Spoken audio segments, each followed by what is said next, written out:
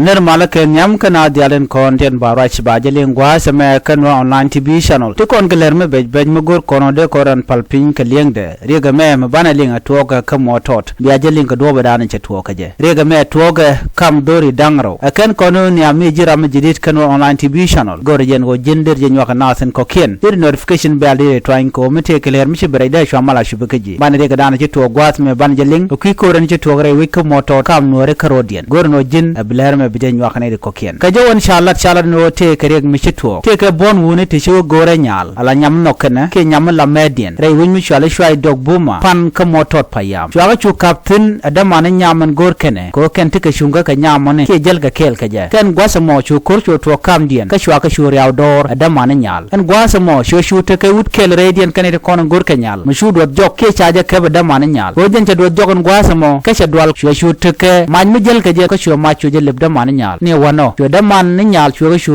mad ma ka shu ram kel ka da man nyaal chu je ber ni wena mo chu da man nyamo shu nak ni re gwadamo chu da man nyamo shu liu ka shu ro da len ka wor mu di da long a shanga bon ma sha kam je gwa sa da na shere ma che latin shu ngoi kor ga ne ken gwa da na sha ga joitin ko shari le long an gwa da na do je maitin cha ngai no dong jen ba je nak gwa da na lebe maitin da man nyaal awa tele ka plan ko dong de ken garma de ken nak ka jowon shalat ndo da man nyaal ko shi ka gadi cikin ka pareka wa garama jen chadwal changane dong ba jen ko je ramadan ci dot jok ka jen shaje dot jen gwada dan lebe maje tin ka sho maje yo shu lebe shu da man nyal shu na ka jo shalat gwas memen ku ina gorno bialing she man nyal tin kon tin shagaden cha ka nak ka she lat shu kana gorno bi ka gadien chol she man nyal tu go rodien tul ka moy ka rodien mach ka shu ka jien wuken gwada dan tin tin konen sha